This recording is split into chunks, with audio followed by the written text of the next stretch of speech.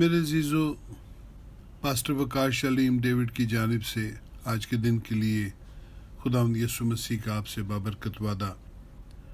खुदावंद के जिंदा पाक कलाम में से पढ़ेंगे मत्ती 8 बाब और उसकी 16वीं आयत।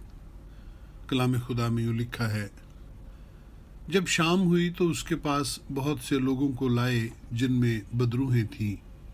उसने रूहों को जुबान ही से कहकर निकाल दिया और सब बीमारों को अच्छा कर दिया। आमीन। खुदावंद यीशु जब इस दुनिया में आया तो बनी नौ इंसान को गुनाहों की गुलामी और इब्लीस के इख्तियार से छुड़ाए, तो उसने कफारा देकर उन्हें जो ईमान लाए निजात बख्शी। लेकिन खुदावंद यीशु मसीह की ज़मीनी ज़िंदगी के कई और पहलुओं में से एक है शिफा और रिहाई देना। यहाँ हमें खुदावंद शफकत और तरस से भरा हुआ नज़र आता है। यहाँ बिल्कुल ये बयान नहीं मिलता कि वो कैसे लोग थे, ईमानदार थे या बेईमान थे। और खुदावंद की मोहब्बत देखिए कि इस वाक़या से ज़रा पहले खुदावंद पतरस की सास को शिफा देते नज़र आता है, और वहाँ भी उसने पतरस की सास से कोई सवाल जवाब नहीं किया, बल्कि सिर्फ़ और सिर्फ शिफा दी। यहाँ पर भी बहुत से बीमार उसके पास लाए गए, और ऐसे लोग भी जो इब्लीस से सताए जाते हैं, यानी बदरू गिरफ्ता।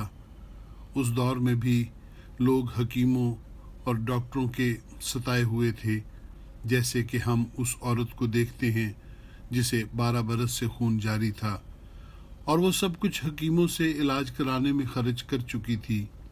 उसी तरह इस भीड़ में भी ऐसे लोग मौजूद थे जो बहुत सा रुपया खर्च करके भी शिफायाब नहीं हुए थे और उन पर नाउमीदी छा गई थी। लेकिन खुदावंद यीशु कुव्वत और मोहब्बत और तरस से भरा हुआ नज़र आता है, और उसने सबको शिफा और रिहाई बख्शी।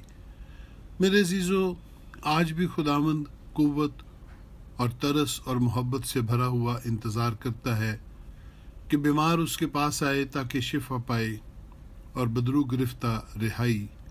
आज ज़रूरत इस बात की है कि आप भी शिफा पाने के लिए या रिहाई पाने के लिए ईमान से खुदावंद यीशु के पास आएं। आप ज़रूर शिफा और रिहाई पाएंगे और शादमानी भी। आमीन सुम आमीन। खुदावंद आपको बरकत बख्शे।